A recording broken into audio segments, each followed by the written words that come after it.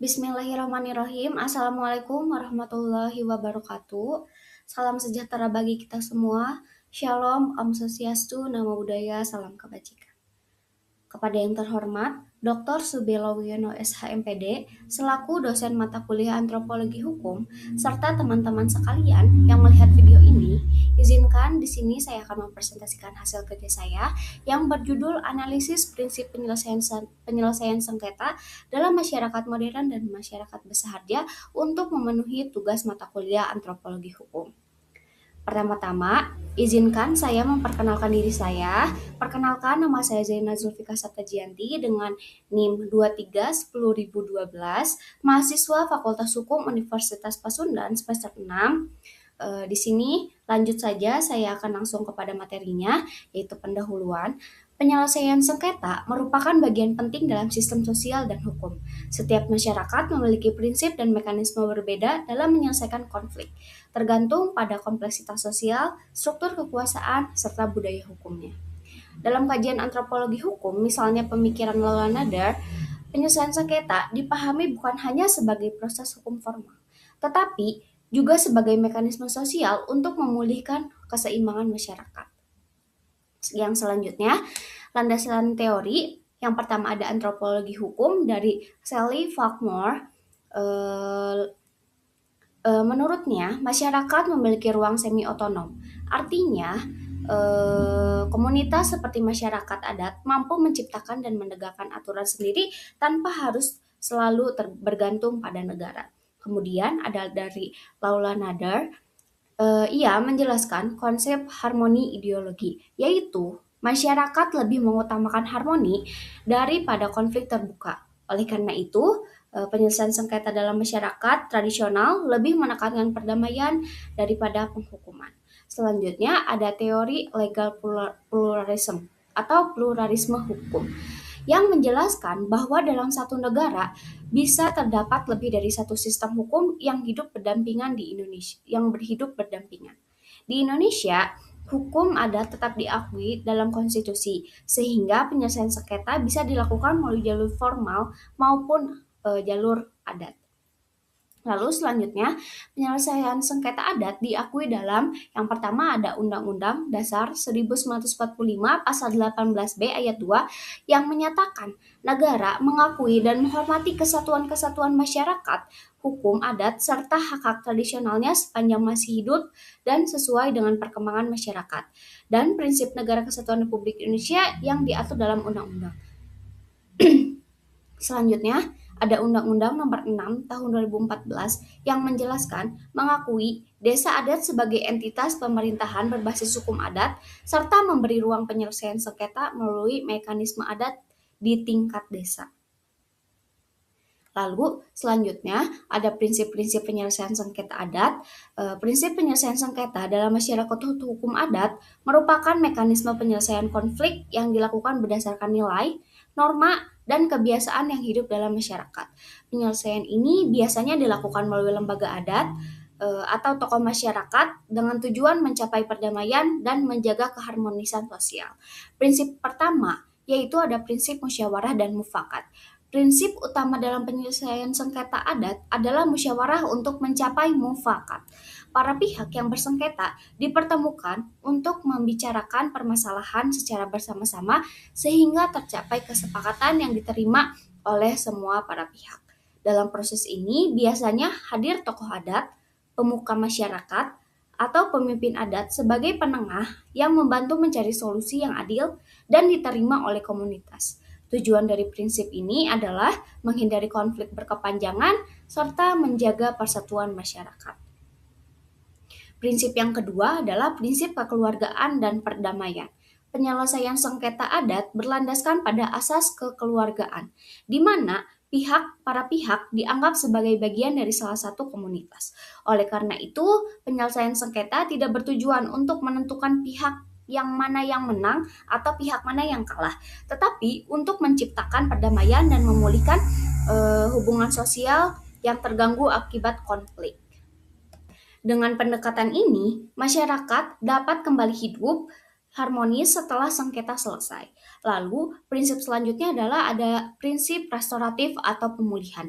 Dalam hukum adat, penyelesaian sengketa seringkali menekankan pada pemulihan keadaan atau bisa kita sebut dengan restoratif justice, yaitu artinya penyelesaian tidak hanya memberikan sanksi, tetapi juga berusaha memperbaiki kerugian dari apa yang terjadi, memulihkan keseimbangan dalam masyarakat, lalu memperbaiki hubungan antara pelaku dan korban. Pendekatan ini sering dianggap lebih manusiawi dan sesuai dengan nilai-nilai budaya masyarakat adat. Lalu prinsip selanjutnya adalah prinsip peran tokoh adat. Tokoh adat memiliki peran penting dalam penyelesaian sengketa adat. Mereka bertindak sebagai mediator atau penengah, pemberi nasihat dan pertimbangan, lalu sebagai pihak yang memutus sengketa apabila musyawarah tidak mencapai kesepakatan.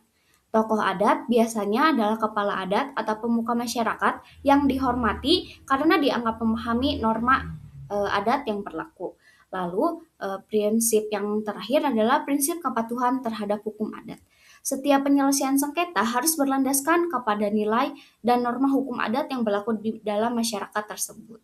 Hukum adat berfungsi sebagai kontrol sosial yang mengatur perilaku masyarakat agar tidak menyimpang dari norma yang telah disepakati bersama. Dengan demikian, putusan adat biasanya ditaati oleh masyarakat karena berasal dari nilai yang diyakini mereka sendiri. Lalu selanjutnya ada prinsip penyelesaian sengketa dalam masyarakat modern. Masyarakat modern ditandai dengan sistem hukum tertulis, institusi formal, dan struktur sosial yang kompleks. Prinsip fundamentalnya yang pertama ada rule of law atau supremasi hukum, yang artinya semua penyelesaian berlandaskan pada hukum yang tertulis. Prinsip yang selanjutnya ada due process of law, yaitu ada prosedur formal yang harus dipatuhi. Yang ketiga ada imparsialitas dan netralitas hakim. Lalu yang keempat ada legal certainty atau kepastian hukum. Yang kelima ada adversarial system atau sistem berhadapan-hadapan di mana para pihak saling membuktikan di hadapan hakim. Lalu ada opsi lain di dalam sengketa dalam masyarakat modern, yaitu ada alternatif penyelesaian sengketa modern, yaitu ada negosiasi, mediasi, konsiliasi, dan arbitrator. Lalu selanjutnya ada integrasi dengan sistem modern, yaitu ada dua bentuk saat ini yang terjadi integrasi melalui restoratif justice dalam perkara pidana ringan, lalu ada mediasi di pengadilan, lalu ada pengakuan hak ulayat dalam sengketa agraria. Artinya, penyelesaian sengketa adat bukan sistem yang terpisah, tetapi bagian dari konstruksi hukum nasional. Sistem hukum di Indonesia menunjukkan adanya legal pluralism, yaitu keberadaan hukum negara dan hukum adat yang saling melengkapi dan menciptakan keadilan bagi masyarakat. Sebagai penutup atau kesimpulan, di sini saya akan menjelaskan satu studi kasus yang berhubungan atau yang kaitannya erat dengan penyelesaian sengketa ini, yaitu adalah kasus pembangunan tol Cisundawu atau kasus Cisundawu. Kasus pembangunan tol Cisundawu di Kabupaten Sumedang merupakan salah satu contoh nyata konflik yang muncul antara kepentingan pembangunan nasional dan hak-hak masyarakat lokal. Proyek ini bertujuan untuk meningkatkan konektivitas wilayah, khususnya menghubungkan Bandung dengan Bandara Kertajati sehingga memiliki nilai strategis bagi pertumbuhan ekonomi. Namun, dalam pelaksanaannya timbul berbagai permasalahan, terutama terkait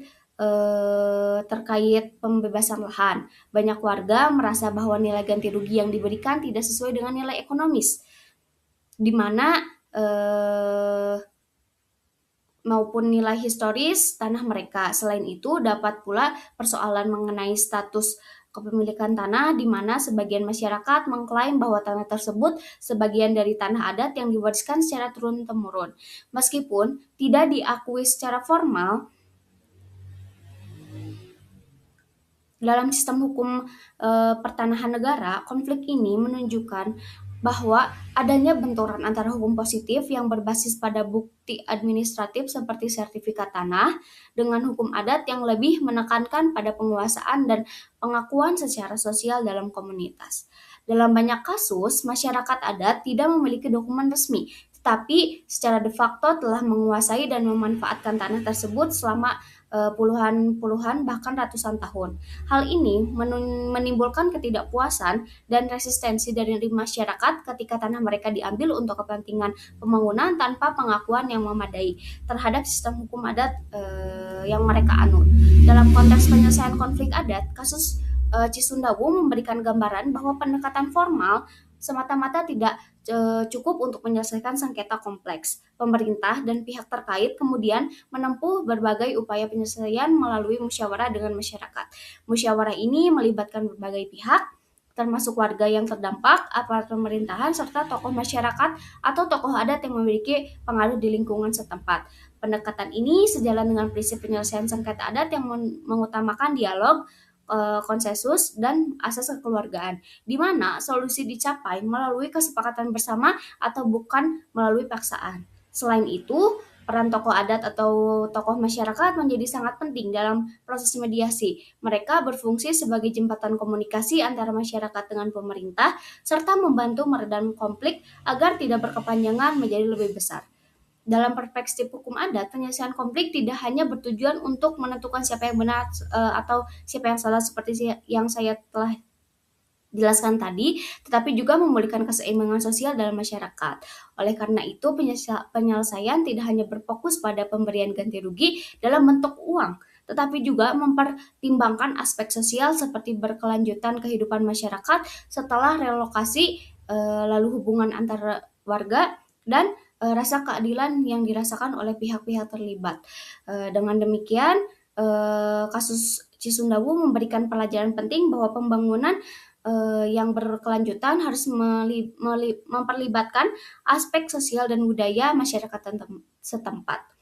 Integrasi antara hukum negara dan hukum adat menjadi kunci dalam menciptakan penyelesaian konflik yang adil dan efektif. Pendekatan yang mengedepankan musyawarah, lalu partisipasi masyarakat, lalu serta penghormatan terhadap nilai-nilai lokal akan mampu menghasilkan solusi yang dapat diterima oleh semua para pihak, sekaligus menjaga stabilitas sosial dalam jangka panjang. Sekian presentasi dari saya. Jika ada yang ingin ditanyakan, boleh isi di kolom komentar. Wabillahi taufiq wal hidayah. Wassalamualaikum warahmatullahi wabarakatuh. Terima kasih banyak.